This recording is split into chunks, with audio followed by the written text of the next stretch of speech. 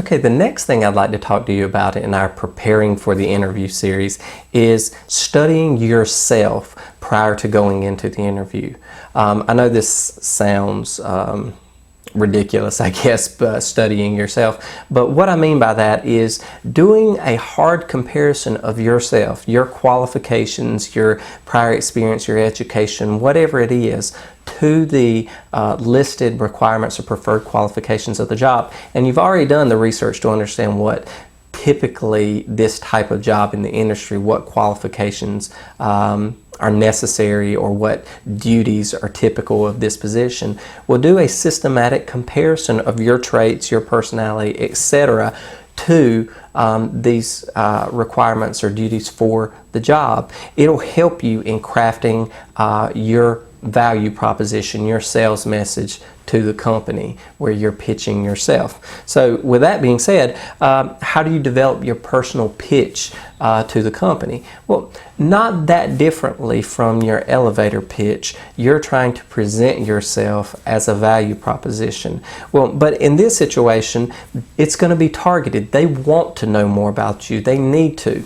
Again, you're going to try to create fit. You're going to try to have bring up some shared experience to try to identify some commonality there between you and the interviewer, and as well you and the company. And studying yourself ahead of time can help you do that. Your systematic comparison again of your attributes to the requirements or duties of the position.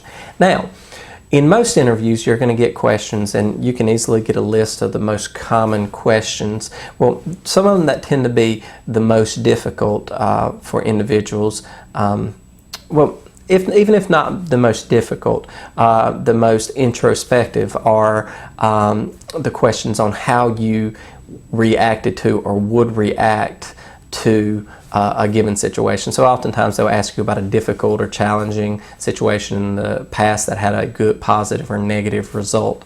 So you'll work to prepare these situations from your past or even in the present, how you would deal with a situation. Now, adequate preparation, you can take the same story and make it a positive outcome versus negative outcome. That is, negative, you did the wrong thing, but you learned from it. Positive, yes, the result wasn't what you wanted, but the learning experience taught you a lot, and that's why it became positive. So you can take the same story and use it multiple ways.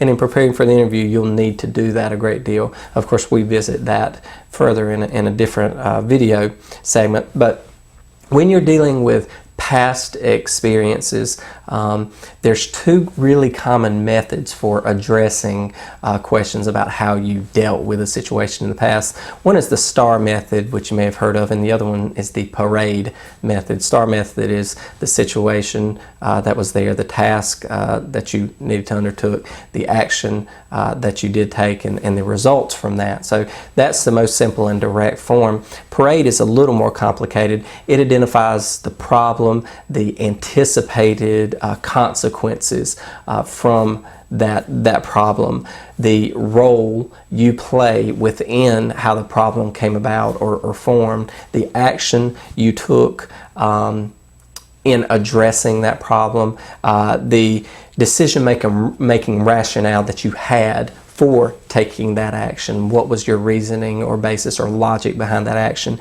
And then the end result behind taking that action. So it's a little bit more drawn out or more detailed form of the STAR method, but again, very useful.